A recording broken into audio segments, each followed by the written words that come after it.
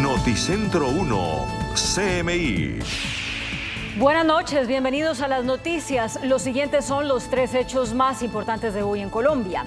Donald Trump es el primer presidente de la historia de Estados Unidos en ser acusado de insurrección. El cargo forma parte del informe final del Congreso que investiga la toma violenta del Capitolio el 6 de enero del año pasado. El comité concluyó que Trump debe ser procesado por 4 cargos, entre ellos conspiración e insurrección. La decisión final la tomará el Departamento de Justicia. Ampliaremos esta noticia en nuestra emisión nacional a las 9 de la noche.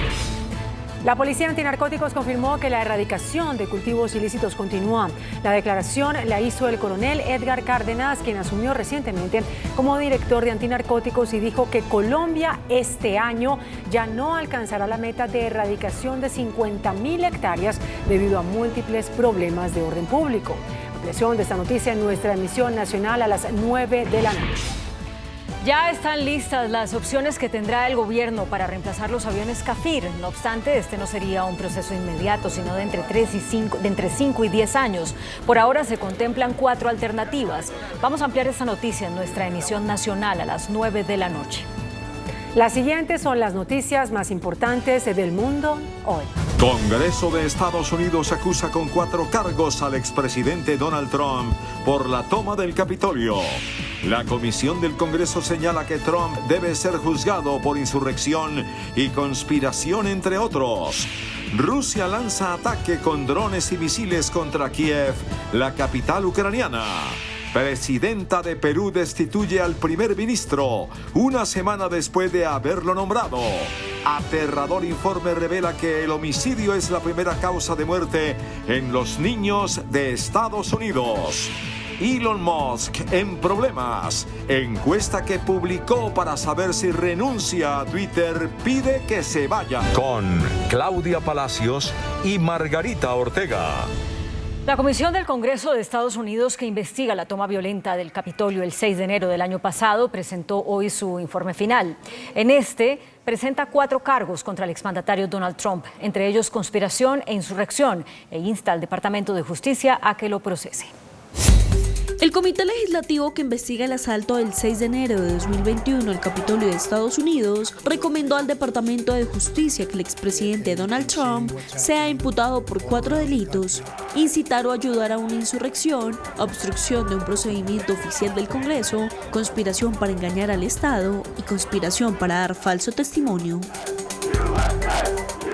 The committee believes that more than sufficient evidence exists for a criminal referral of former President Trump for assisting or aiding and comforting those at the Capitol who engaged in a violent attack on the United States.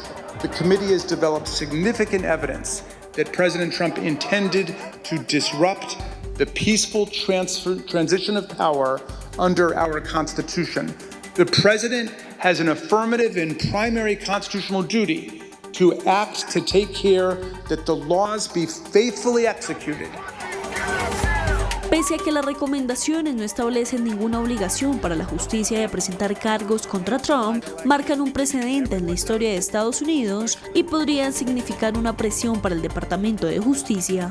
A través de 8 audiencias, el panel reveló gran cantidad de pruebas sobre la implicación de Trump en una complicada serie de planes relacionados para anular las elecciones y que era imposible que el entonces mandatario no estuviera al tanto de que había perdido las elecciones con Joe Biden. Rusia continúa atacando a Ucrania. Horas después del restablecimiento de la calefacción y la energía en Kiev, la capital ucraniana, Moscú vuelve a bombardear.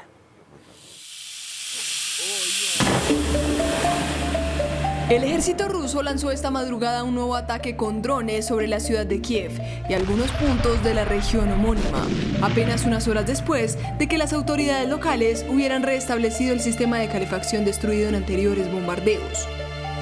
Se han registrado 2 poderosas explosiones en la zona central de la capital y los sistemas de defensa antiaérea estaban operando para alcanzar los drones rusos. Ucrania ha enfrentado ataques aéreos frecuentes y a veces mortales en los 10 meses desde que comenzó la invasión rusa en febrero.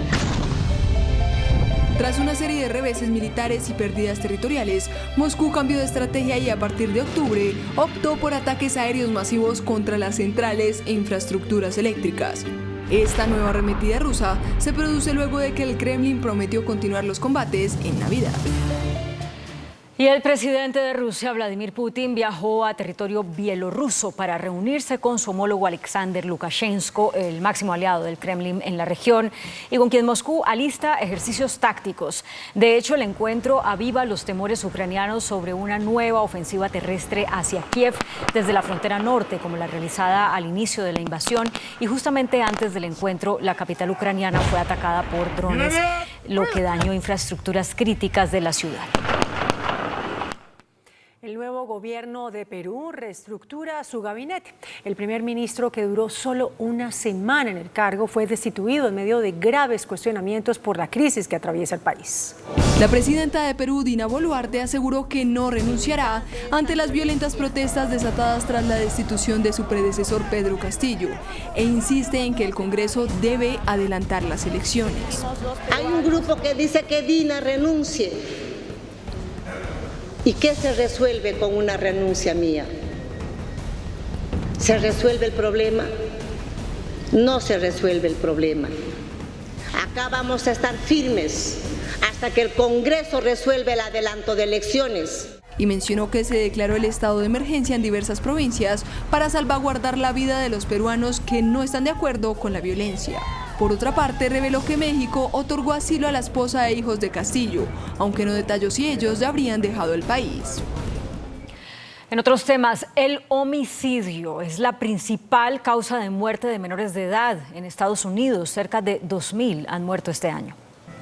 Entre 1999 y 2020, más de 38.000 niños estadounidenses fueron víctimas de homicidio, convirtiéndolo en una de las principales causas de muerte de los menores en esta nación norteamericana. Según un estudio publicado en la revista JAMA Pediatrics, el homicidio ha aumentado en un promedio de 4,3% cada año durante casi una década, mientras el total anual tuvo un aumento especialmente precipitado de 2019 a 2020. Solo en este periodo de tiempo, el número de niños asesinados en un homicidio aumentó un 27,7% y la mayoría de las víctimas, que tenían 11 años o más, fueron asesinadas en discusiones, durante un crimen o por un amigo conocido. El estudio también evidencia una desigualdad sistémica debido a que la tasa de homicidios de niños negros aumentó un 16,6% entre 2018 y 2020, y los que se encontraban entre los 16 a 17 años tenían una tasa de homicidios 18 veces mayor que los niños blancos y 4,6 veces mayor que la de los niños hispanos. 5 personas muertas dejó un tiroteo en un edificio de apartamentos en Toronto, en Canadá. Las autoridades investigan si el sospechoso y las víctimas tenían algún tipo de relación. Aunque los tiroteos no son muy frecuentes en Canadá, en los últimos 2 años la violencia armada dejó más de 30 víctimas mortales y, de hecho, 2020 dejó una de las peores matanzas en el país norteamericano, donde la tasa per cápita de armas disparadas con la intención de matar o herir se quintuplicó. El más reciente tiroteo dejó 5 personas muertas después de que un sospechoso de 73 años abrió fuego en un edificio de apartamentos a las afueras de la ciudad canadiense de Toronto, en la provincia de Ontario. Según las autoridades, al llegar al lugar encontraron una escena horrorosa con numerosas víctimas muertas.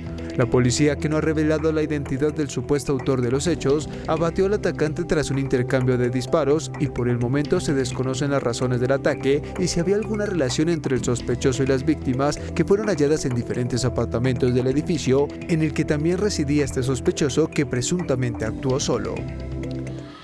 El magnate Elon Musk lanzó una encuesta por su cuenta personal de Twitter para decidir si continúa en la dirección de esa red social. La pregunta fue: ¿debo seguir a la cabeza de Twitter? Acataré los resultados de este sondeo. Entre los 17,5 millones de personas que votaron, el 57% dijo que Musk debería abandonar el puesto. Y bueno, aunque el magnate podría dejar la jefatura de Twitter, no dejaría de ser su dueño. Un barco de la Armada se hunde en Tailandia con 106 tripulantes. El ejército tailandés ha desplegado buques de guerra y helicópteros para intentar localizar a 33 infantes de marina desaparecidos en el naufragio. 3 navíos de la Armada tailandesa y 2 helicópteros tratan de encontrar a los desaparecidos del siniestro ocurrido al sur de Bangkok.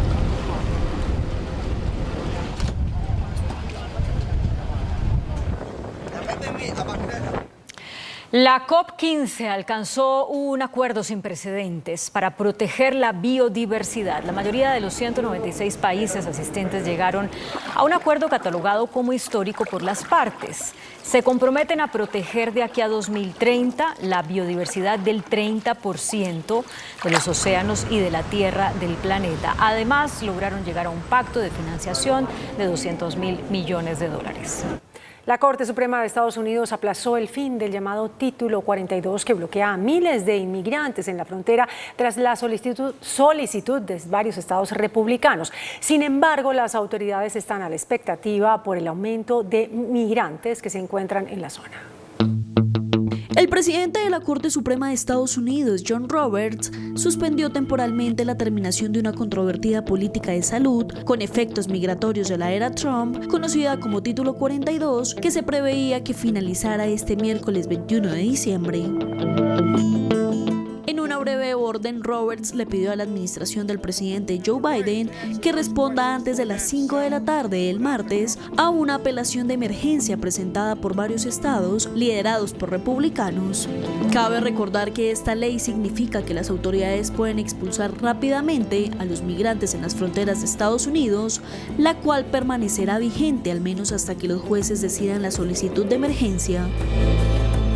Sin embargo, las autoridades estadounidenses siguen en expectativa para afrontar lo que se anticipa que sea un mayor flujo de migrantes y solicitantes de asilo a partir del próximo miércoles, pues estiman que la cifra, aunque ya es abrumadora, podría duplicarse si llega a su fin esta ley.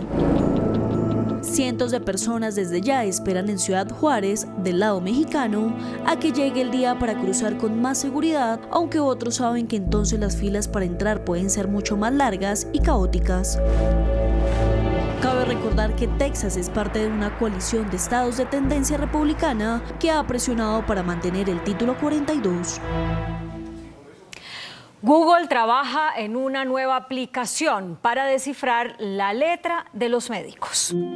Google sigue innovando con sus funciones. Ahora Google Lens, la herramienta de reconocimiento de imágenes, tiene como objetivo descifrar las recetas escritas por médicos usando inteligencia artificial.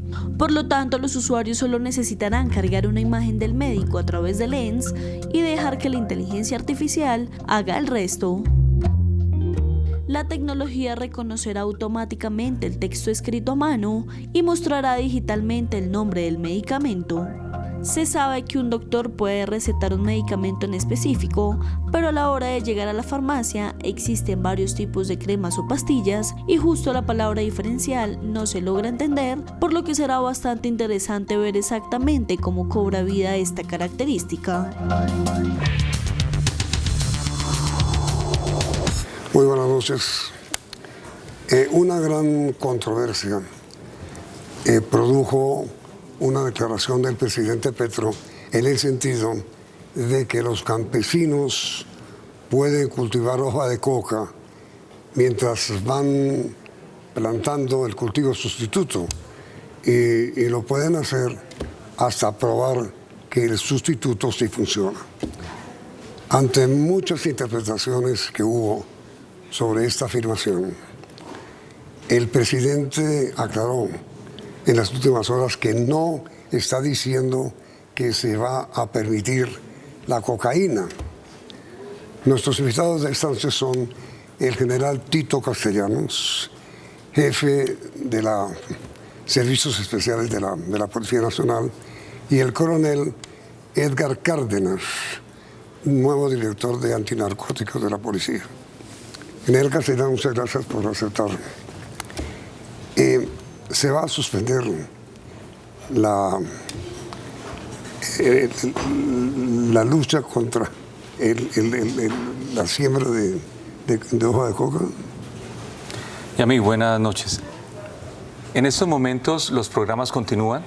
Se va a fortalecer el tema de interdicción, todo lo que tiene que ver frente a las incautaciones, todo lo que tiene que ver al lavado de activos, a extinción de dominio, a todo el material que manejamos con agentes de otras agencias internacionales y que buscan ante todo desvertebrar las estructuras de crimen organizado que delinquen transnacionalmente. Ahora bien, la erradicación continúa bajo unas modalidades que están siendo analizadas por parte del señor Presidente de la República, el señor Ministro de Defensa y el Director de la Policía. Es decir, no uso del glifosato. Sí, efectivamente, no vamos a continuar con el uso del glifosato. Existen otras modalidades que ya en su oportunidad el señor Coronel Cárdenas, director de Antinarcóticos, las expondrá y que buscamos ante todo la eficiencia, la eficacia y la efectividad en las diferentes aplicaciones de las modalidades de erradicación. Pero digamos, la erradicación manual, el estímulo a la erradicación manual va a continuar. Los programas continúan, cambia el contexto de la forma, puede ser sustitución voluntaria asistida, que estamos analizando esta actividad, y algunas instrucciones que recibimos del señor Presidente de la República, el señor Ministro de Defensa, el Director de la Policía, verificando cuáles son los carteles que delinquen en el sembrado de hoja de coca, pueden ser cultivos industriales. Estamos analizando cada una de las detecciones en los departamentos de Nariño, Putumayo, Norte de Santander y Antioquia. Pero a ver, coronel, gracias por esta invitación. Gracias, Yamil. ¿La persecución a la siembra de hoja de coca va a continuar? Bueno, como lo ha dicho Yamil, buenas noches. Como lo ha dicho el señor Presidente de la República, la erradicación de cultivos continuará, pero también paralelamente a ello es prioridad para el gobierno la sustitución de cultivos ilícitos, que se dará de manera voluntaria, una vez también, como lo ha dicho el señor Presidente, por parte de los campesinos se siembren cultivos sustitutos. Pero por parte de la Policía Nacional, la Policía Antinarcóticos, continuará la erradicación manual de cultivos ilícitos en el país. Pero a ver, coronel, ahí hay dos problemas que la opinión pública conoce. El primero, las bandas de narcotráfico pues atacan o obligan a nuestros campesinos a cultivar hoja de coca. Y el que no lo hace, pues lo persiguen y hasta lo matan. Bien, Yamit, sobre eso. El señor Presidente ha dicho fortalecer la interdicción. Y allí es un trabajo muy importante. Incautar droga y asimismo cortar el suministro de las sustancias esenciales para la producción de los insumos líquidos y sólidos. Allí habrá un trabajo muy fuerte de inteligencia y de persecución a estructuras criminales dedicadas precisamente a desviar los insumos químicos hacia zonas de procesamiento. Si no hay insumos químicos, no habrá una producción de esta droga. Precisamente, es decir, no habrá el insumo para que la hoja de coca pueda precisamente empezar su proceso de producción a pasta base y a clorhidrato. Pero coronel, ¿cómo se hace para evitar que el narcotráfico obligue a nuestros campesinos a sembrar hoja de coca? Bueno, hay una protección del Estado, nuestra actividad de policía en la zona rural, en coordinación con fuerzas militares, precisamente para generar acciones que contribuyan a mejorar la seguridad en el campo colombiano. ¿Y eso funciona? Claro que funciona, porque igual tenemos una actividad permanente de la lucha antinarcóticos precisamente contra estructuras de crimen organizado, multicrimen, que afecta a estructuras criminales. También en algo muy importante, como lo decía mi general, lavado de activos y ocupación de bienes que esos narcotraficantes han adquirido a través del narcotráfico. Pero general, mire, si sembrar coca produce mucho más dinero a un campesino que sembrar tomates o aguacates o yuca, cualquier cosa de esas, ¿qué estímulo tiene el campesino para cambiar el cultivo? Bueno, en estos momentos, analizando toda la situación del narcotráfico en Colombia, nos damos cuenta que el narcotraficante llega hasta el cultivo, ofrece la semilla, da el dinero. El único que puede competir contra ese narcotraficante es el Estado. Y el Estado a través de sus ministerios. Ya este diálogo de manera, digámoslo, anterior se ha establecido entre los ministerios para que llegue el mismo Estado, establezca los proyectos productivos que pueden durar de 1 a 3 años. Posteriormente, Pancoger, que puede durar de 6 meses a 1 año. Y mientras tanto, el mismo Estado subsiste o subsidia a esta familia para que prácticamente reemplace de manera voluntaria el cultivo ilícito. No va a ser de la misma forma financiada, me explico. Un cultivo de hoja de coca, digamos, mensualmente oscila entre 2.500.000 a 5 millones, mientras que el cargamento de yuca y papa puede estar entre 2 millones, siempre y cuando el comprador vaya al sector. Lo que se quiere en estos momentos, dentro de los proyectos que está analizando el señor presidente, el señor ministro de Defensa y el director de la policía, es hacer lo mismo, llevar al productor, llevar al exportador, llevar al comprador hasta el sitio y buscar una línea completa que ayude en esos momentos a que ellos se cambien a la sustitución voluntaria a los cultivos lícitos. Pero a ver, general, mire, ¿qué es lo que está pasando con la policía?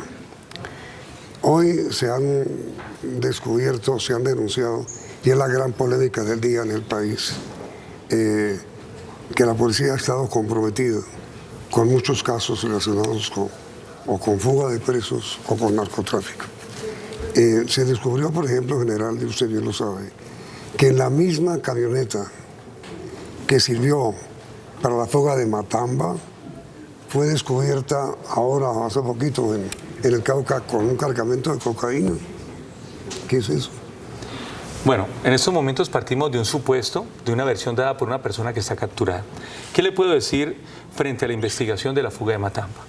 Una vez se evidencia la fuga de este delincuente, sí, la Fiscalía General de la Nación, la Policía Nacional, con apoyo de agencias internacionales, empieza su búsqueda. Recolección de elementos materiales probatorios vinculantes, donde se evidencian unos supuestos de algún funcionario que participó en esa fuga y que es en estos momentos materia de investigación por parte de nuestra Fiscalía General de la Nación. Pero fue en ese mismo momento que la policía lo denunció, lo evidenció y lo soportó documental y fílmicamente. Sí, pero la policía fue cómplice. Ese señor es un delincuente. Pero fue cómplice. La policía en esos momentos investigó, sí, luchó, articuló y entregó los elementos materiales probatorios para que la Fiscalía General de la Nación realice la investigación, compulse las copias y ponga en recaudo de esta persona. ¿Y cómo es que aparece, general, el mismo vehículo en el que huyó Matamba, con el apoyo de la policía o de algún policía, pues, aparece ahora con un cargamento de cocaína? Son dos casos completamente diferentes y son supuestos. Sí. Acuérdese que los supuestos, mientras no tengan una connotación verídica o un elemento material probatorio conducente, pues siguen siendo supuestos. ¿Qué tenemos acá? Una investigación, que es la fuga de Matamba, aparte, donde la policía participa, pone todos los elementos materiales probatorios a buen recaudo y la Fiscalía está investigando, tiene el poder preferente y ahí está. Segundo, es un pragmatismo. Primero, ¿qué es la fuga de Matamba? Sí, claro. En la camioneta de la que se ha hablado, que contribuyó a esa fuga, con la cooperación de algún policía. Tenemos el supuesto de la persona capturada con un cargamento de droga, quien manifiesta que él lo transportó. Sí. Si él tiene esa información, debe darle a la Fiscalía para fortalecer la tesis investigativa de la fuga de Matamba. Era un vehículo de la Unidad Nacional de Protección, ¿no? En el caso de la incautación, sí, es un vehículo de la Unidad Nacional de Protección que se incauta 160 kilos de clorhidrato de cocaína. ¿Y eso cómo fue, en general? No, fue mediante un puesto de control rutinario de los hombres y mujeres que están sobre todas las carreteras nacionales. Se le hace el paro a un vehículo, se evidencia algo sospechoso, se verifica y se incauta la droga. Pero, a ver, ¿cómo es que un vehículo que pertenece a la policía a través de la Unidad Nacional de Protección aparece con un cargamento de cocaína? Es un vehículo de la Unidad Nacional de Protección, no es de la Policía Nacional. Bueno. Está en tránsito, es un trabajo rutinario que hacen los hombres y mujeres de la Policía Nacional. Esa es la actividad policial que se realizó, la incautación, y los resultados saltan a la vista. A ver, general, pero ¿hasta dónde están comprometidos oficiales o suboficiales de la policía con el narcotráfico en Colombia? Bueno, en estos momentos, vuelvo y reitero, son dos casos completamente diferentes. Sí. Uno, la fuga de Matamba, ya lo explicamos. 2, es la incautación de clorhidrato de cocaína a un vehículo que no es de la policía, con un funcionario que no es de la policía y se dejó en recaudo. Ahí estamos trabajando. Los elementos incautados, todo el historial, todo el tema pragmático que tuvimos en el momento, se dejó a buen recaudo de la Fiscalía General de la Nación, que es la que está haciendo los actos urgentes. Pero ¿qué relación hay entre la Unidad Nacional de Protección, UNP, y la policía? Bueno, somos agencias del Estado que prestamos un servicio público, pero que este joven no tiene nada que ver con la misionalidad de la UNP ni con la misionalidad de la Policía Nacional. Y entonces, me has dicho, ¿de qué manera se le puede explicar a la opinión pública que un vehículo que en un momento sirvió para permitir la fuga de Matamba, en otro momento, hace 2 días o ayer, en el Cauca, sirvió para transportar cocaína? Nuevamente reitero, partimos de un supuesto. Sí. Aquí esta persona está argumentando que supuestamente participó en la fuga de Matamba. Si lo hizo, debe declarar y vincularse al proceso investigativo que tiene la Fiscalía. 1. 2. Algo real es que se incauta una droga. Hay un delito, narcotráfico, y aquí tiene que responder. Una es diferente de la otra y ahí es donde nuestra Fiscalía General de la Nación entrará a determinar las responsabilidades de este joven. En el caso de la fuga de Matamba, la policía tampoco tuvo nada que ver sino el IMPEC. Inicialmente se produce la fuga, custodia del IMPEC, hay un integrante del IMPEC capturado. Sí. Las líneas investigativas empiezan a arrojar unos indicios, unos supuestos, donde presuntamente hay vinculación de funcionarios de la Policía Nacional y es materia de investigación por poder preferente de la Fiscalía General de la Nación. Ahora, general y coronel, parecería que Colombia no va a cumplir este año con la meta que ofreció ante las naciones del mundo para erradicar cocaína. ¿Es así? Se han presentado algunas situaciones que han impedido el cumplimiento de la meta en temas de hectáreas erradicadas de coca. Sí. Lo que estamos buscando nosotros a través de las labores propias de erradicación es el impacto en la reducción.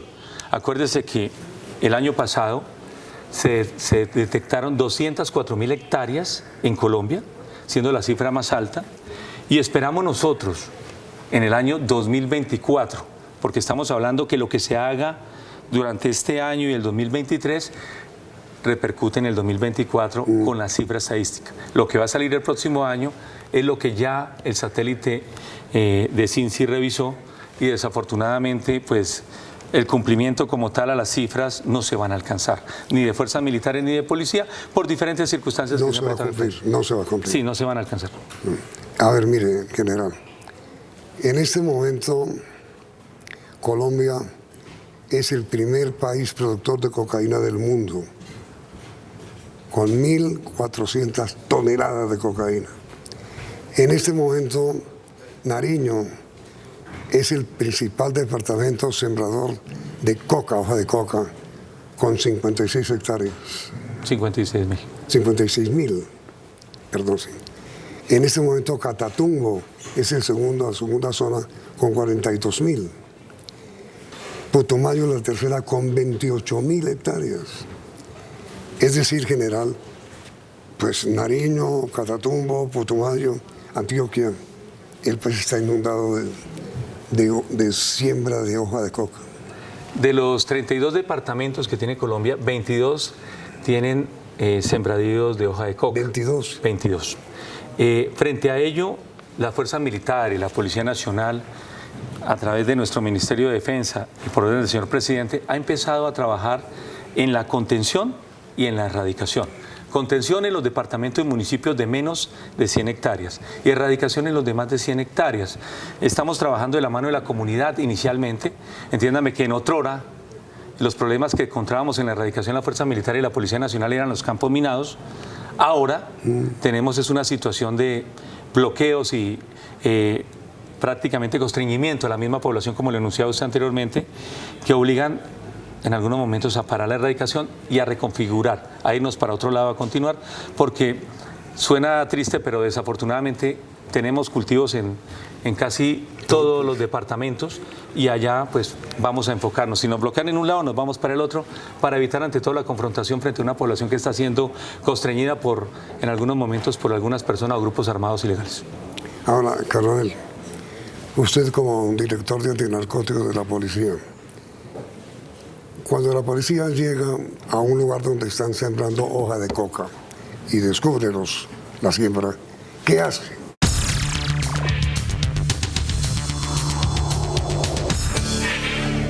A ver, coronel, cuando la policía llega a uno de los lugares donde nuestros campesinos siembran hoja de coca y los descubre, ¿qué hace? Bien, Yamit.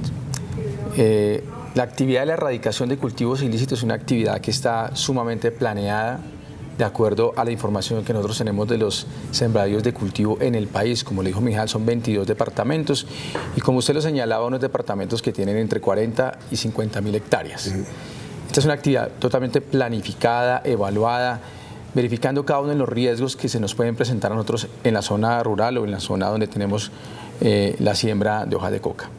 Allí nosotros posicionamos una actividad por un tiempo determinado, en la que luego de cumplir unos protocolos en el terreno, instalación de la base, identificación de los cultivos, se realizan jornadas diarias de erradicación manual. En el país tenemos más de 40 grupos de erradicadores manuales, acompañados por la Policía Nacional. ¿Y qué ha pasado? Como lo señalaba mi general, pues se han presentado algunas situaciones precisamente de azonadas y de bloqueos para impedir la erradicación manual. En algunos lugares, en apoyo también con Defensoría del Pueblo, personerías de los municipios, logramos avanzar en la erradicación y en aquellos lugares en donde la situación no nos lo permite, pues nos retiramos del lugar y vamos a otro sitio a la erradicación. Pero ustedes no disparan ni atacan. No, en absoluto, no. Nosotros no tenemos ninguna situación que vaya en contra de vulnerar derechos humanos contra la población que de alguna manera genera una resistencia. Simplemente allí se genera un diálogo y nos retiramos. Esta lucha antinarcóticos... Perdóneme que le pregunte eso. Digamos que le presento excusas si la palabra que voy a utilizar le mortifica, pero no encuentro otra. ¿La policía actúa en ese momento una especie de complicidad con quien está sembrando la coca? No, Yamit. Pues como lo decía Mijal, tenemos 204.000 hectáreas en el país. Sí, pero digo, si encuentran un cultivo y no hacen nada, lo encuentran y se retiran. Bien. Nosotros tenemos un plan de erradicación de cultivos ilícitos que hacen nuestros hombres con los grupos móviles de erradicación. Como se ha venido indicando, esta meta del año pues no se va a cumplir. Hoy tenemos alrededor, por Policía Nacional, de 43.000 hectáreas erradicadas, de las 204.000 que tenemos del reporte de CINCI. Nuestra Policía Antinarcóticos ubica, repito, los lugares donde se presenta una situación de azonada o de bloqueo. Mediamos con la comunidad. En ocasiones la misma comunidad permite que se siga erradicando. En otras, definitivamente lo que hacemos es reconfigurar el lugar de operación. Esta lucha antinarcóticos en cuanto a la erradicación, Yamit ha dejado este año 2 de nuestros policías muertos, atacados por grupos armados organizados que también delinquen y hacen presencia en estos sectores donde generamos las operaciones. Pero con todo respeto, coronel, la pregunta es dirigente. Ustedes encuentran un lugar en donde están sembrando hoja de coca y no hacen nada. Bueno, repito. No hacen nada. No, llegamos al lugar. Es que nosotros tenemos un plan de erradicación, un plan de erradicación identificado a través de lo que realizamos en la detección de cultivos ilícitos. Y allí nosotros generamos toda una actividad por un tiempo determinado, en una zona específica. Cuando usted dice no hacen nada, no, sí hacemos muchísimo, porque permanecemos en el lugar, erradicamos, pero claro, entrar en una confrontación con la comunidad, con los campesinos, pues resulta, digamos, complicado. Y por eso allí nos hacemos acompañar también de Defensoría del Pueblo, personerías, para mediar una situación que no escale y que no genere una confrontación mayor con los campesinos que tienen su cultivo, que en ocasiones está alrededor de 1 hectárea cultivada de hoja de coca. General, la pregunta también es para usted, es decir, es una actitud, con todo respeto, de medio complacencia, o si la palabra no es complacencia, es la de no ver, no mirar. Hay una siembra de coca, no pueden disparar, le tiran a la comunidad que erradique, si la comunidad erradica, la matan. Entonces, en estos momentos, las labores propias de la policía es, llegamos a un sitio, encontramos un cultivo, lo erradicamos. Sí. No hay ninguna orden en contrario. La población no deja erradicar. Si no deja erradicar, iniciamos primero el diálogo, el procedimiento normal, y si posteriormente no deja, gradualmente utilizamos la fuerza. Siempre lo hemos trabajado así por parte de la policía, porque tenemos grupos y secciones de UNDEMO, anteriormente el SMAT, que nos han ayudado en este tema para diligenciar y dinamizar el proceso de erradicación. Ahora bien, si llegamos a un sitio y encontramos personas que están vinculantes con delitos, se capturan. Ya el juez determinará si existe o no existe elementos conducentes que tipifiquen algún delito. Nosotros como Fuerza Pública, como Policía Nacional, trabajamos cumpliendo la Constitución y las leyes y no hemos recibido ninguna orden en contrario. Si llegamos al cultivo, hacemos nuestro procedimiento, erradicamos. Si llegamos a un sitio y encontramos personas vinculantes con el delito del narcotráfico, se dejan a recaudo del juez. El juez determinará en su momento si aplica o no aplica la medida, pero ante todo la policía cumple con su deber y con la Constitución. Pero mire, general, ¿cómo se hace para erradicar 56.000 hectáreas sembradas con hoja de coca en el solo departamento de Nariño? Bueno, aclaramos de que desde hace aproximadamente 2 o 3 años la Policía Nacional y las Fuerzas Militares se encontraban erradicando sobre todo en el sector de Tumaco. Ya tuvimos una medida cautelar jurídica en 10 municipios. Nosotros optamos para evitar alguna situación jurídica que atente contra el servicio militar y servicio de policía, trasladarnos a los departamentos de Putumayo, norte de Santander y Antioquia. Desde allá estamos trabajando, la parte jurídica como tal la estamos en estos momentos analizando, pero puedo decirle, Yamit, con toda confianza, que las fuerzas militares y la Policía Nacional en estos momentos, en los lugares donde se encuentran realizando labores propias de erradicación, que es desgastante, que es el Putumayo, Antioquia y norte de Santander, lo están haciendo muy bien. Entonces, Coronel Cárdenas, muchas gracias por aceptar esa invitación. Muchas gracias, Yamil. Muy amable. En general, quisiera seguir conversando con usted sobre otros muchísimos temas que hay en materia de seguridad, el acuerdo con España, la cantidad de detenidos que hubo en las últimas horas. ¿Grabamos el programa de mañana? Bueno. Muchas gracias, general. Entonces, hasta aquí nuestras entrevistas de hoy y los esperamos mañana con el general Castellanos, director de Servicios Especiales de la Policía Nacional. Gracias por la sintonía. Noticentro 1, CMI. Donald Trump, primer mandatario de Estados Unidos acusado de insurrección por toma violenta del Capitolio en 2021. Polémica por erradicación forzosa de cultivos de coca. Gobierno dice que está suspendida. Policía advierte que erradicación sigue en 27 departamentos. Gobierno ultima detalles para compra de nuevos aviones de combate. En vehículo de la Unidad de Protección huyó alias Matamba de la Picota. Reclaman celeridad en investigación del hecho. ELN y Nueva Marquetalia anuncian cese del fuego. Con concreto renuncia a construir tercer carril de la vía Bogotá-Girardot. Con calcomanías Bogotá clasificará a los vehículos según nivel de contaminación. Universidades públicas pierden más de 44.000 millones de pesos. Denuncia Contraloría. Economía reporta signos de desaceleración según el DANE. Con Claudia Palacios y Margarita Ortega. Bienvenidos a nuestra segunda hora de noticias. Donald Trump es el primer mandatario de Estados Unidos en ser acusado de insurrección. El comité que investiga el asalto al Capitolio de ese país recomendó procesarlo por 4 cargos, entre ellos conspiración y sublevación. El Comité del Congreso de Estados Unidos, que investigó el ataque al Capitolio del 6 de enero de 2021 por parte de los partidarios de Donald Trump, realizó su última reunión pública este lunes, lo que puso fin a 1 año y medio de audiencias con más de 1.000 testimonios para determinar y emitir sus recomendaciones sobre quién debería ser imputado.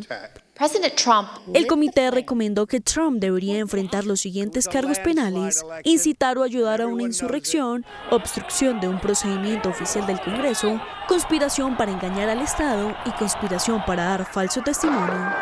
The committee believes that more than sufficient evidence exists for a criminal referral of former President Trump for assisting or aiding and comforting those at the Capitol who engaged in a violent attack on the United States.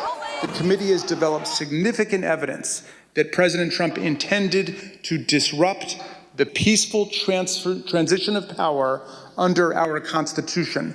The President has an affirmative and primary constitutional duty to act to take care that the laws be faithfully executed. Pese a que las recomendaciones no establecen ninguna obligación para la justicia de presentar cargos contra Trump, marcan un precedente en la historia de Estados Unidos y podrían significar una presión para el Departamento de Justicia. A través de 8 audiencias, el panel reveló gran cantidad de pruebas sobre la implicación de Trump en una complicada serie de planes relacionados para anular las elecciones y que era imposible que el entonces mandatario no estuviera al tanto de que había perdido las elecciones con Joe Biden. Por su parte, Trump reaccionó en las últimas horas, manifestando que los cargos presentados en su contra por el comité son falsos y que es una maniobra para impedir su carrera presidencial en 2024. En noticias nacionales, el director del programa de sustitución de cultivos ilícitos, Felipe Tascón, dijo a Noticentro 1 CMI que la erradicación forzosa de cultivos ilícitos está suspendida. Señaló que no se puede llegar a los campesinos cocaleros sin ofrecerles otra opción. Ante el anuncio del presidente Gustavo Petro respecto a la necesidad de que los campesinos puedan seguir sembrando coca mientras prueban con cultivos sustitutos, el director del Programa Nacional de Sustitución de Cultivos de Uso Ilícito, PENIS, Felipe Tascón, dijo que se hará de forma gradual. Uno no le puede exigir al campesino que levante las matas si es de eso, de lo que vive. Solo el Estado tiene la capacidad de conseguir eso cuando tenga, al mismo tiempo haya propiciado alternativas para que el campesino tenga de qué vivir. No nos podemos olvidar que las campesinas y campesinos que siembran coca son ciudadanos de Colombia y tienen los mismos derechos que tenemos usted y yo. Y en ese sentido, una de las obligaciones del Estado es crear las condiciones para que ellos tengan sus formas de vida. El funcionario confirmó que por ahora no hay erradicación en el país.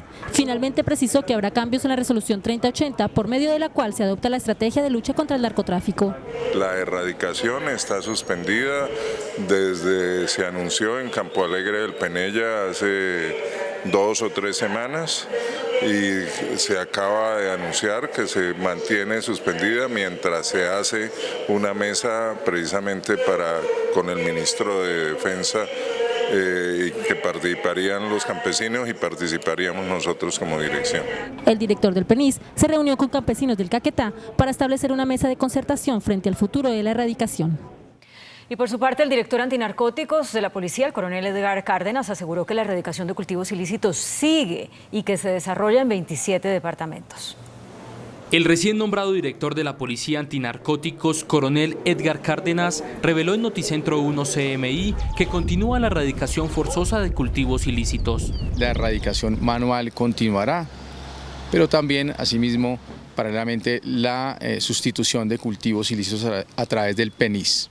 El coronel Cárdenas afirma que Colombia no alcanza este año la meta de erradicación, que era de 50.000 hectáreas para la policía. Policía Nacional ha erradicado 43.000 hectáreas aproximadamente en diferentes departamentos del país. Continuamos con la erradicación en estas zonas.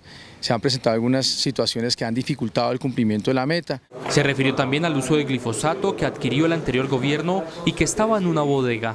Como bien lo ha señalado usted, se mantendrá hasta que se agote este producto glifosato. Este año se han presentado 138 bloqueos por parte de campesinos donde no se permite el ingreso de la fuerza pública a zonas con hojas de coca. El gobierno ultima los detalles para la compra de nuevos aviones de combate para reemplazar los antiguos Kafir.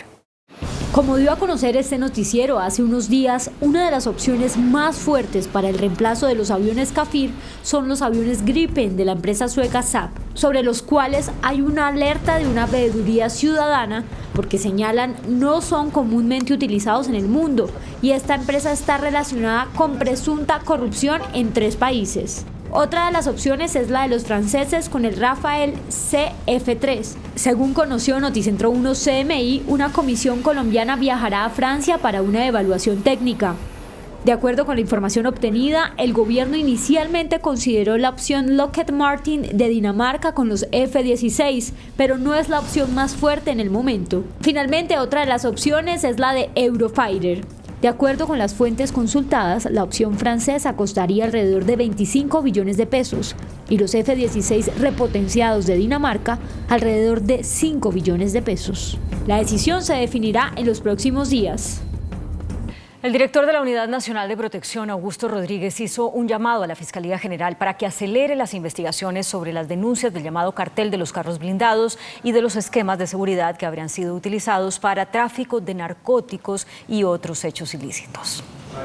El director Augusto Ramírez Ballesteros reveló hoy a Noticentro 1 CMI que Manuel Antonio Castañeda, el chofer de la camioneta de la Unidad Nacional de Protección, capturado con 168 kilos de cocaína, le reveló que junto con miembros del Gaula de la policía participó en la fuga de Juan Castro Estupiñán, conocido con el alias de Matamba, a quien dejó en el Magdalena Medio y quien posteriormente apareció muerto en Santander en un aparente combate con la fuerza pública. Pero Castañeda sostiene que no fue fuga ni hubo combate. Lo que recuerdo que dijo es que no, que había aparecido en los medios como si hubiera sido de baja en una especie de fuga de una finca y dice, pero yo sé que eso no fue así.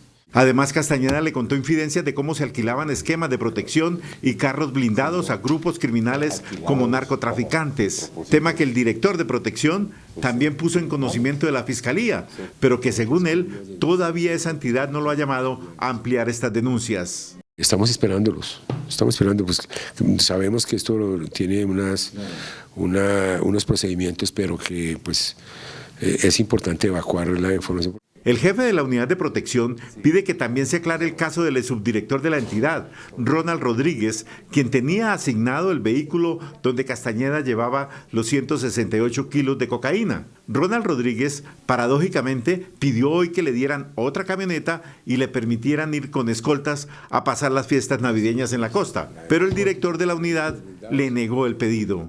Por supuesto, sí, porque yo ya firmé la resolución mediante la cual se le suspendían las medidas de protección. El director Augusto Rodríguez anunció que está tomando medidas administrativas para mejorar el funcionamiento de la entidad y garantizar plenamente los esquemas de protección a los ciudadanos amenazados. El director de Servicios de la Policía Nacional, general Tito Castellanos, reveló que la institución está investigando la presunta participación de uniformados en la fuga de alias Matamba. Ante el reciente escándalo donde se acusa a la Policía Nacional de acompañar el operativo de fuga de alias Matamba, quien escapó de la cárcel La Picota en un vehículo de la UNP, el director de Servicios de la Policía Nacional dijo que hay un plazo establecido para tomar acciones en contra de los policías acusados de escoltar al fugitivo que días después fue neutralizado. Aclaro que la Policía Nacional una vez empezó la investigación de recaptura de este delincuente, evidenció unos supuestos y unas presuntas complicidades de funcionarios de la Policía Nacional. Estos elementos materiales probatorios fueron entregados a la Fiscalía General de la Nación, que está realizando los actos urgentes y la investigación que se dará en un tiempo no mayor a 40 días. El general Tito Castellanos también se pronunció sobre el más reciente operativo transnacional contra el narcotráfico, donde fueron capturadas 19 personas. Vinculantes con tráfico de drogas hacia los países de Europa y Norteamérica.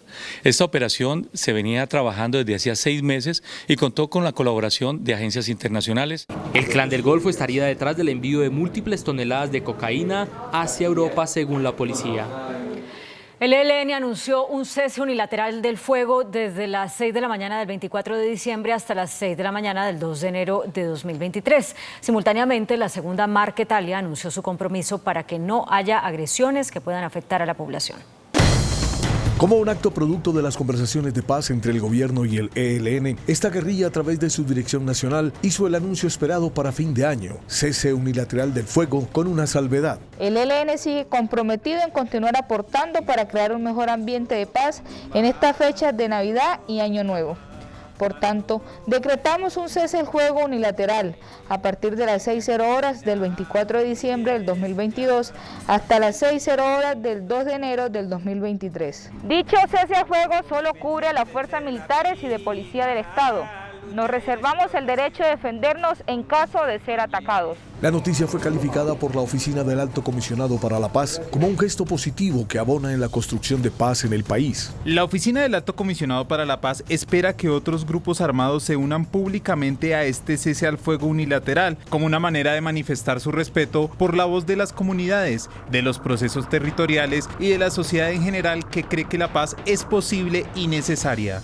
Gestos como el cese unilateral abren la puerta al diálogo y ponen de manifiesto la voluntad de los armados por pasar la página de la violencia. Vemos muy poca. Por su parte, la segunda Marquetalia, a través de un comunicado, también anunció su disposición a que no haya agresiones que puedan afectar a la población en los territorios. De nuestra parte, ofreceremos toda nuestra capacidad y esfuerzo para garantizar que allí donde actuamos no se presenten situaciones que puedan afectar el deseo común de una Navidad y un fin de año en paz. Nuestro propósito es que cese la violencia. El alto comisionado había pedido gestos de esta naturaleza para poder comenzar un diálogo. Si eso se cumple, yo creo que se habilita un escenario para poder adelantar también unos diálogos de paz. Igualmente aseguran que están listos para avanzar hacia una fase exploratoria que permita definir de una manera conjunta una agenda de conversaciones con el gobierno. Por su parte, el ministro del Interior, Alfonso Prada, aseguró que el gobierno espera que esta semana más grupos armados ilegales declaren un cese el fuego. Tras el Consejo de Seguridad encabezado por el presidente Gustavo Petro en la Casa de Nariño, el gobierno nacional les pidió a las demás organizaciones armadas ilegales que operan en el país seguir el ejemplo del ELN y hacer una tregua navideña por el momento. Y esperamos pronunciamientos esta semana en relación con la posibilidad de desescalar el conflicto, de hacer ceses unilaterales y tener la posibilidad de compartir todos los colombianos y las colombianas una Navidad literalmente en paz. También dijo el ministro del Interior, portavoz del Gobierno Nacional, que habrá un plan de abastecimiento para las comunidades que están siendo sitiadas por los enfrentamientos que dejan grupos armados, ELN y autodefensas gaitanistas en límites del departamento del Chocó y del Valle del Cauca. Atención humanitaria, abastecimiento de alimentos, que va a ser coordinado por la Oficina del Alto Comisionado y las fuerzas militares y de policía. Y el próximo miércoles en el Ministerio del Interior será definido un laboratorio del delito y la conflictividad social. Otro firmante del acuerdo de paz con las FARC fue asesinado. La víctima fue identificada como Manuel Antonio Torres, asesinado en zona rural de Norosí, en el departamento de Bolívar. Este año han sido asesinados 41 firmantes del acuerdo de paz.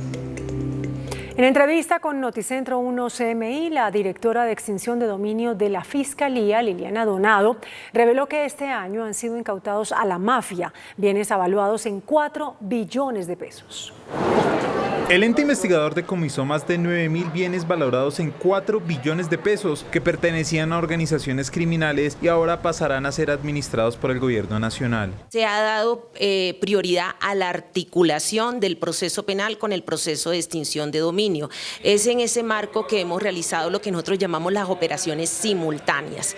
Es una forma en que la Fiscalía impacta con todo, no solamente capturando a las personas y judicializando a las personas, sino también afectando con medidas cautelares. La Fiscalía señala que se hizo énfasis en quitarle los bienes a los narcos invisibles, personas que durante años posaron como empresarios, pero realmente sus activos provenían del Clan del Golfo. Impactamos más de 4 billones de pesos y entre esos 4 billones de pesos los fenómenos criminales que más tuvieron incidencia económica son operativos que hicimos respecto a grandes objetivos del Clan del Golfo, lo que llamamos los narcotraficantes invisibles.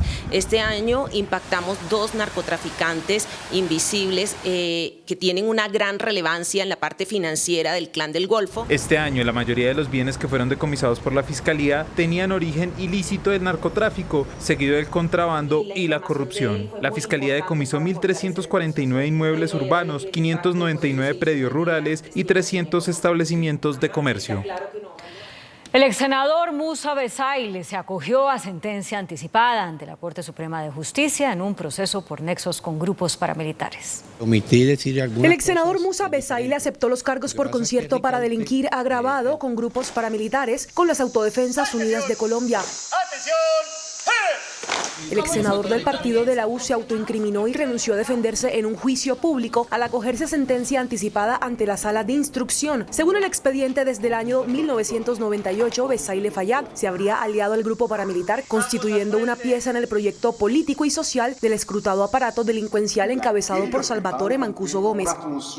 La investigación advierte que Besaile le asignó 2 secretarías de la Gobernación de Córdoba a allegados de Mancuso y que era identificado como un aliado de los paras en el Congreso. La Fiscalía capturó a un militar estadounidense pedido en extradición por presunto abuso de 2 menores de edad en territorio norteamericano. El uniformado, identificado como Carlos Fernando Castro, de 32 años, es requerido por el estado de Carolina del Norte por presuntamente aprovechar su posición de sargento para agredir sexualmente a las menores. Noticentro 1 CMI conoció una resolución de la Secretaría de Ambiente de Bogotá que establece por primera vez en la capital un etiquetado para los vehículos de acuerdo con el nivel de contaminación. La norma empezará a regir en el primer trimestre de 2023. En Bogotá es común ver estas chimeneas móviles, vehículos altamente contaminantes que transitan a sus anchas por la ciudad. Por eso la capital alista una resolución para etiquetar a los vehículos de acuerdo con el nivel de contaminación que generen. La Secretaría Distrital de Ambiente lleva varios años trabajando en desarrollar una forma de etiquetar a los vehículos de acuerdo con la tecnología que usan, el combustible que usan y cómo funcionan para poder etiquetarlos o clasificarlos según realmente cuánto contaminan. Se trata del EVA, etiquetado vehicular ambiental. Son calcomanías de 5 colores. La gris será para los vehículos más contaminantes, la naranja y amarilla para los que producen contaminación promedio y la verde y la azul para los que generan menos emisiones.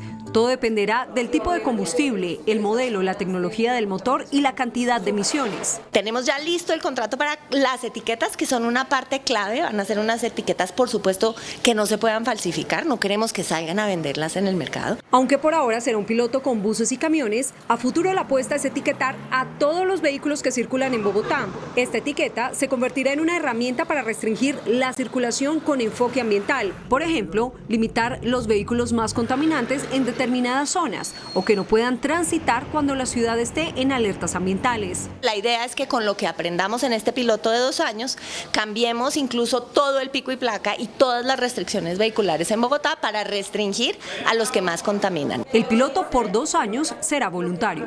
La firma Conconcreto anunció esta noche que renuncia a construir el tercer carril de la vía Bogotá-Girardot. A través de un comunicado, la constructora Conconcreto confirmó su renuncia a seguir construyendo el tercer carril Bogotá-Girardot.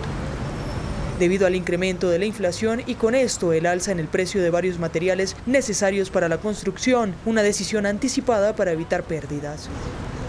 Esta decisión tiene una disminución estimada de 248.000 millones de pesos en el patrimonio de la compañía, pero mitiga posibles pérdidas futuras ante retrasos o cambios adversos en el sector de la construcción. El grupo Vinci continuará con la obra. El acuerdo establece que Con Concreto se quedará solo con el 15% de la inversión. En su visita a las obras del aeropuerto de Armenia, el ministro de Transporte, Guillermo Reyes, se refirió a la entrada en vigencia de la reducción de los valores del seguro obligatorio de accidentes SOAT. Sobre la reducción de hasta el 50% en las tarifas del SOAT, el ministro de Transporte especificó los descuentos que incluye a vehículos particulares. Esto no es un descuento, esta es una reducción haciendo una modificación de la tabla que establece los rangos y los tipos de vehículos y de motocicletas. Principalmente motos de menos de 200 centímetros cúbicos, vehículos de servicio público o comercial, el gobierno nacional aporta a la protección de todos nosotros. Al cierre del encuentro, el alto funcionario aclaró que aunque a partir de hoy entró en vigencia la reducción del SOAT, la adquisición en los puntos autorizados como aseguradoras y puntos del RUN quedará normalizadas en las próximas 24 horas. A principios del 2023, los gobiernos de Colombia y Estados Unidos instalarán una mesa de trabajo de cooperación judicial de alto nivel para analizar temas como la extradición, y eso fue lo que anunció el embajador en Washington, Luis Gilberto Murillo. De acuerdo con el embajador de los Estados Unidos, Luis Gilberto Murillo, las relaciones entre Bogotá y Washington avanzan muy bien, sobre todo en temas de cooperación judicial. Y unas mesas de trabajo sobre extradición, donde se van a mirar casos críticos sensibles, como ya lo informó el señor ministro de Justicia. Y esto ojalá y lo podamos hacer en el marco del diálogo de alto nivel que se prevé tenga lugar en Washington en el mes de marzo. Dijo el embajador Murillo que la Casa Blanca ve con muy buenos ojos la solicitud del presidente Gustavo Petro de generar un estatus especial migratorio para los colombianos irregulares en ese país. Vamos a ir paso por paso. Colombia ya cumple algunos de los requisitos. El desafío más grande que tenemos es la tasa de rechazo de visas de turistas, que todavía está en un 27%, y tenemos que tomar medidas para que baje a menos del 3%. El embajador Murillo asistió hoy a la Casa de Nariño a rendir un informe al presidente Petro sobre su encuentro con el mandatario de los Estados Unidos, Joe Biden. La misión de observación electoral calificó como un peligro para la democracia la aprobación de la norma en el proyecto de reforma política que permite a los congresistas convertirse en ministros. Uno de los artículos que más causó controversia en el debate de la reforma política es la posibilidad de que los congresistas puedan ser ministros. Rompes la independencia de los poderes del Ejecutivo, rompes la independencia con el Congreso de la República. Al Ejecutivo no le van a alcanzar los ministerios para terminar negociando ministerios con los partidos que sean de su coalición de gobierno. Puede haber un mayor peso en el poder que concentra el Ejecutivo. Esta es una figura que es propia de los regímenes parlamentarios. Desde la MOE además pidieron que las listas cerradas, que también fueron aprobadas en la reforma política, sean implementadas a partir de las elecciones de Congreso del 2026 y no desde el 2030 como quedó aprobado. El sindicato de funcionarios judiciales denunció al fiscal general Francisco Barbosa por supuesto uso indebido de los recursos de la entidad. En una denuncia radicada ante la Comisión de Acusación de la Cámara de Representantes, el Sindicato Judicial Azonal pidió investigar penal y disciplinariamente al fiscal general Francisco Barbosa. Frente a la ciudadanía. Los denunciantes dicen que habría un manejo inadecuado de los recursos del ente investigador y un abuso de autoridad. Los sindicatos piden investigar además un supuesto mal ambiente laboral y maltrato. Los gremios del sector de la salud y la ministra Carolina Corcho sostuvieron un primer encuentro en el que las partes acordaron un trabajo conjunto para buscar unas reformas del sistema de salud que mejore la atención de millones de usuarios en todo el país. Un espacio para la construcción de la reforma a la salud fue lo que hoy la representación de las EPS le pidió a la ministra en un primer encuentro. No hablamos precisamente de cuál va a ser el rol ni de las transformaciones, pero sí le expresamos de manera categórica nuestro respeto a ella, el deseo y la decisión de trabajar conjuntamente en la mejor reforma posible. Las agremiaciones concuerdan con la jefe de la cartera en la necesidad de una transformación del sistema para evitar el colapso. Y dentro de esos cambios está un punto clave que es la disponibilidad de los servicios de salud.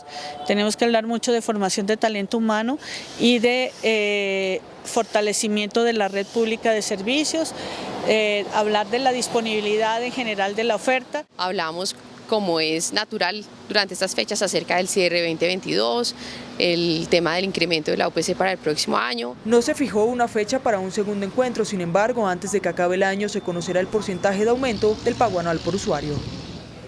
La Contraloría General de la República anunció la pérdida de más de 44.000 millones de pesos de recursos para las universidades públicas.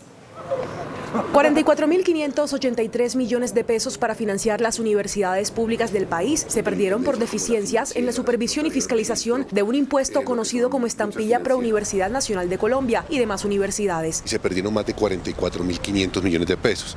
Esto debido a que, primero, una mala supervisión por parte de la Ministerio de Educación Nacional, pues que lleva a que si no saben lo que está ocurriendo con el recurso público, pues no lo recaudan, una mala determinación de las tarifas y también que más observamos que la DIAN, teniendo esa obligación tan importante de fiscalización, no la realizó, haciendo que por prescripción, por el paso del tiempo, se perdieran esa cifra tan importante como son 44.500 millones de pesos. Los recursos embolatados dejaron de cobrarse desde el 2014 y según la Contraloría representan una cifra importante, pues anualmente se recaudan 100.000 millones de pesos aproximadamente para la calidad de las universidades. La economía colombiana comienza a registrar signos de desaceleración según el DANI. Aunque la cifra de octubre fue positiva, el agro colombiano reporta pérdidas.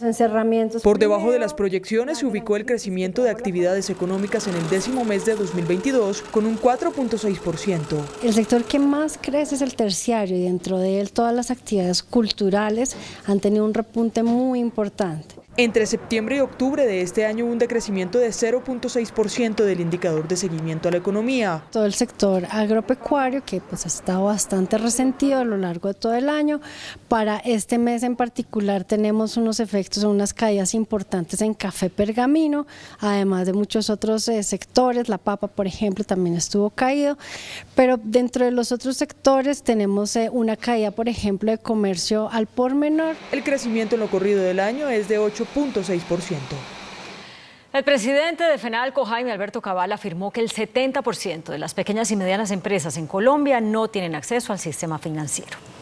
El informe presentado por FENALCO en conjunto con International Trade Center de las Naciones Unidas revela que las micro, pequeñas y medianas empresas siguen teniendo dificultades después de la pandemia y pese al proceso de reactivación. El estudio revela que apenas el 30% de las MIPYMES tienen acceso al crédito, es decir que un 70% no tienen ningún vínculo con el sistema financiero. Solo el 27% de las compañías invierten en innovación. Que puedan canalizar directamente recursos porque son los que tienen presencia en todo el país y pueden rápidamente entregarle los recursos a las pequeñas y medianas empresas.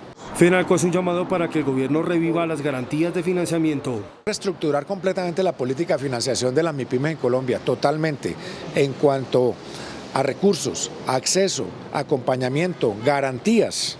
El pronunciamiento fue hecho durante la presentación del informe en el norte de Bogotá. El presidente de FENAVI, Gonzalo Moreno, señaló que el precio del huevo se mantendrá en altos niveles al cierre del año.